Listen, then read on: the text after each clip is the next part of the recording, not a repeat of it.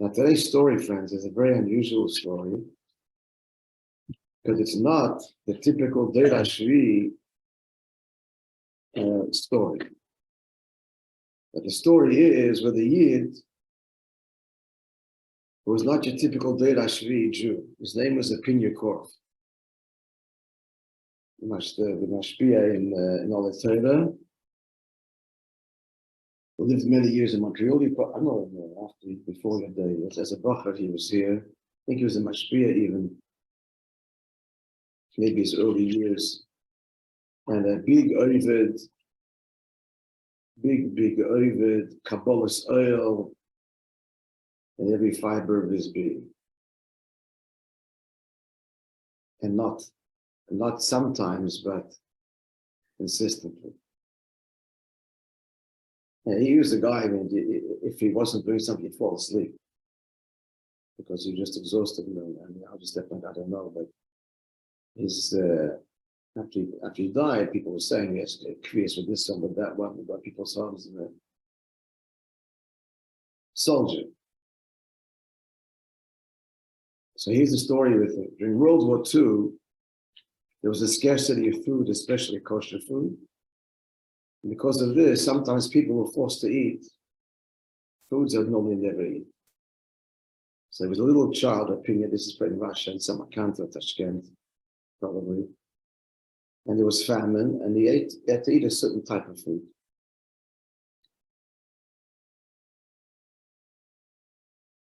So later, when he was in America, as a Bacher, he was in Yechidus. See, most people won't even ask, but he asked for TIKUN for what? That he'd eaten treif, or not kosher. Even though al pidin, not only was he allowed to, he had to, it's bekoch nefesh, etc. So I want to tell you that in subsequent years, and not to people like opinion, in general, the answer would be mahader in kashrus, and more than that, inspire another Jew to eat kosher. That's generally the tikkun of someone who, like Shabbos candles, or failed in some mitzvah to learn those halachas properly, be more meticulous, and more importantly, to inspire somebody else. Again, opinions are not your average person. And this is the answer that he got.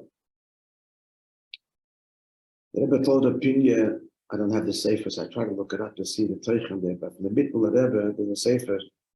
I used to have it, it's gone, but there are mitzvah Torah. It has, mitzvah Rebbe Svarim generally have sha'arim, gates, the gate of Sha'ar Tshuva, Emunah. There's a gate there, Sha'ar HaEmunah. So I'm not sure why he was told to learn that. I'm guessing it could be that in order that even this that happened is mitzvah Shvach Pratis. I'm just guessing. Sha'ar HaEmunah. Kashrus also, we know, like let's say Cholos Stam, these Yanim affects the Emunah, like that, so it says no. Or maybe for that. Just had it, maybe I didn't. Could be. I don't know. I need to, okay, whatever it is, let's just read the story. Perhaps to learn Sha'ar HaEmunah of the Bittul Rebbe and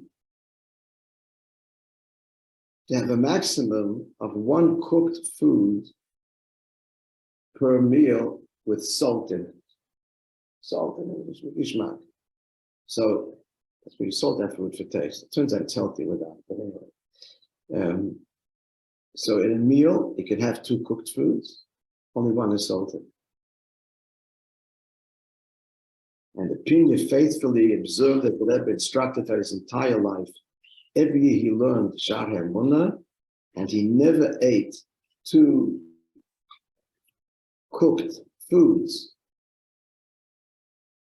that had salt. So there was the potatoes, the fish or the meat didn't his whole life. It's interesting, an answer to an Ovid. He was kind of like the Deir Hashishi Chassid in Deir Hashvi. In a way, like he fused the miles of both. He's not the model for all of us, but it's good to know such a young exists.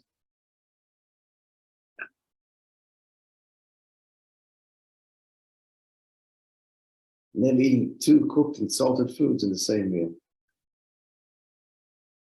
The guy didn't eat much altogether. If you looked at him, he was just hurt and bone, skin and bones. How much did he eat already? So his wife knew it was very simple to cook for this guy. You know? Okay, you have a wonderful day, and tomorrow, Be'ezrat Hashem, oh, you give out 6:20, Vasti Vegani.